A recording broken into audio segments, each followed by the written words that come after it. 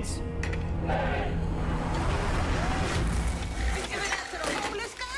Hands! Somebody fucking answer me!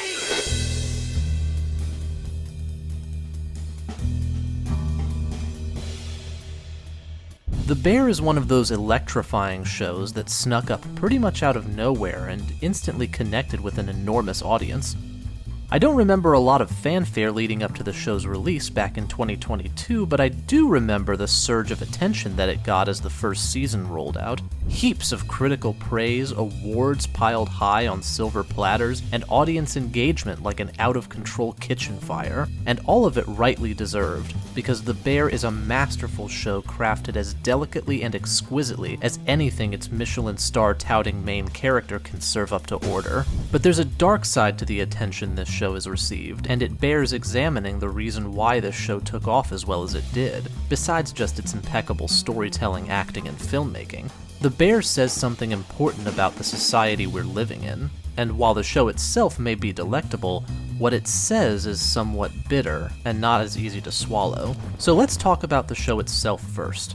The Bear is an FX original series created by Christopher Storer and revolving around the fictional Chicago restaurant called The Beef, based on a real-life location owned and operated by one of Storer's friends, who even makes a cameo appearance in one of the early episodes. The Beef is a restaurant in tatters, with crumbling finances and an unequipped and undisciplined staff, mostly concerned with just getting through the day than with improving the quality of the restaurant in any significant way. That is, however, until Carmen Berzatto, played by the frighteningly talented and often perspiring Jeremy Allen White, comes in to take control, whip the staff into shape, and get the restaurant up to higher standards before it all comes crashing down. Carmen, or Carmy, is a world-renowned Michelin-starred chef and brother of the Beef's previous owner who Kurt Cobained himself before handing the restaurant to Carmy in his will. Together with his cousin Richie, played by Eben Moss-Bachrach, and Sydney, an aspiring chef played by Ayo Edebiri, the Beef just might stand a chance at clawing itself back from the brink. Might being the operative word. Now, there are lots of reasons I think for the Bear's success. A big part of it is the incredible performances, not just by the main cast, but by the guest actors, like Jon Bernthal, Bob Odenkirk, Jamie Lee Curtis, and Joel McHale, among others. Another big aspect is the script, which knows exactly how to squeeze tension out of a scene without feeling like forced drama or contrived conflict. This writing, combined with the actors' performances, make all the interactions in this show feel uncomfortably real. The show also utilizes really clever cinematography to make you feel the stress and claustrophobia, not just of the restaurant environment, but of these characters' interpersonal dynamics and their own internal headspace. Ultimately, the big reason the show has resonated with so many people, I believe, is that every single element of the production is tuned to make you feel the brutality of the restaurant work environment. This show represents probably the most honest depiction of what it's like to work in a high-octane space like a professional kitchen, not just in the ordinary restaurant industry, but in the top-tier Michelin level of the business as well.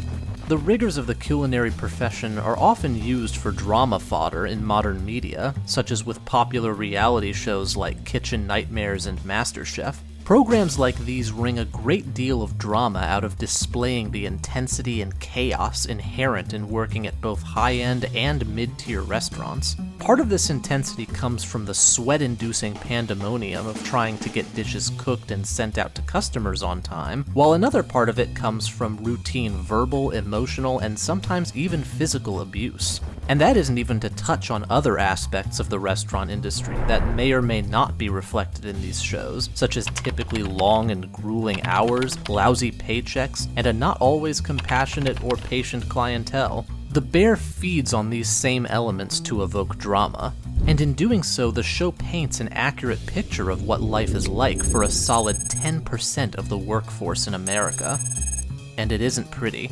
This is one of the major reasons I think The Bear has attracted so many viewers, not just because it is a great show on its own, but because it resonates with a large portion of the American population personally, and it shows us the agony of the service industry that those who don't work in it often take for granted.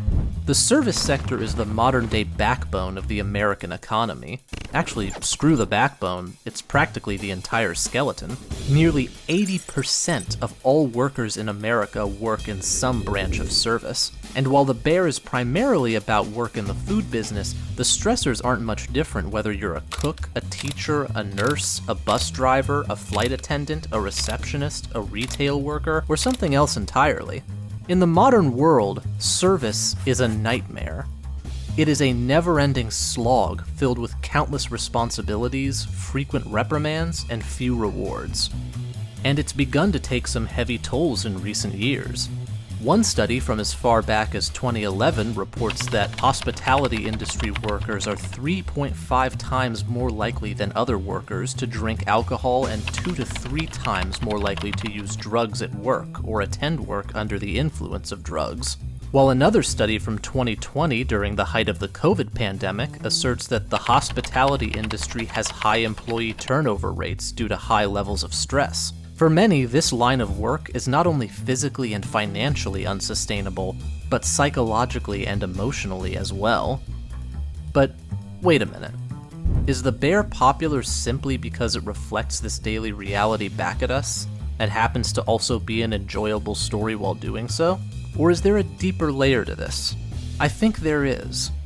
You see, there are two things the Bear does that I think stretch the conversation beyond this framework.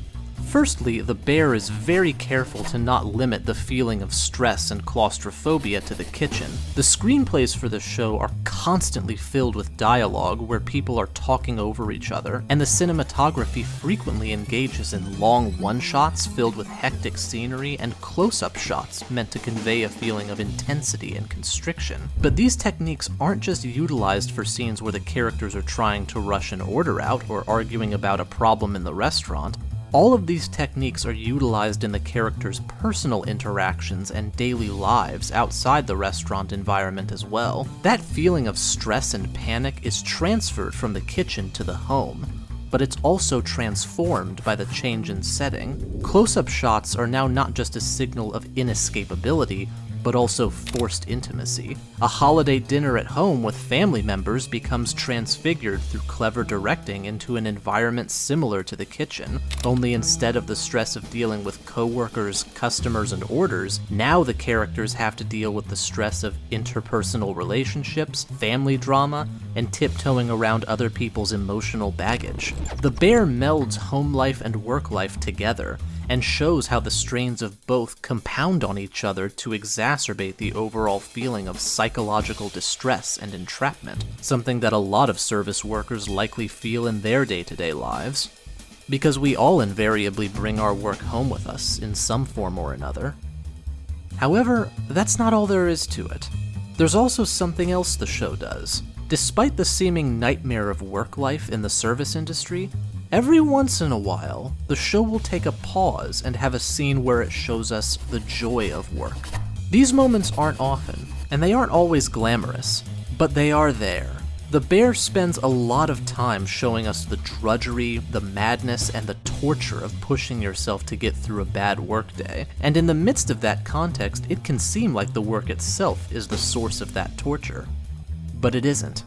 Whether you get a whole episode devoted to Richie finding purpose and self-worth by putting smiles on people's faces, or just a simple scene of Sydney cooking an omelet for a tired friend, the Bear does its part to dispel the illusion that work is a nightmare.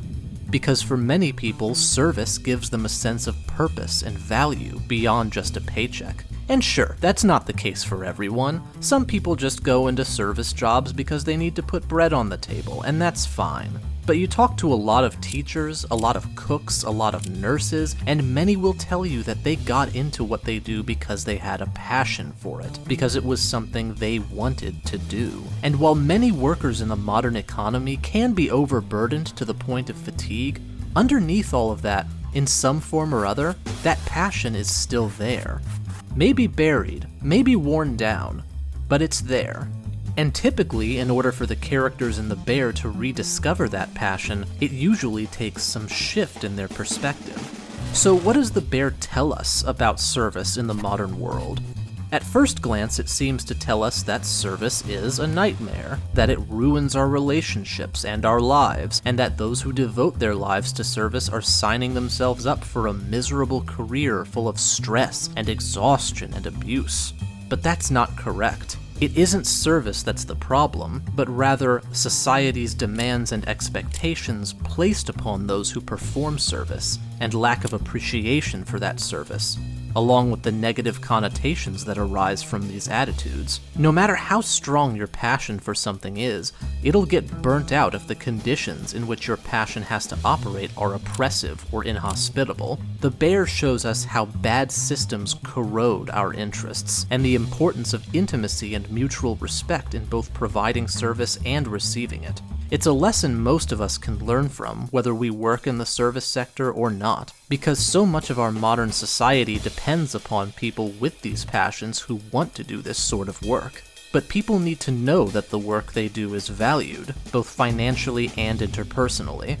The Bear shows us just a bit of what that reality is like, and how it affects people's lives and their ability to care about the work they do. It's left to the rest of us to figure out how things can change, and how we can rethink our attitudes towards service as a profession, and as a calling.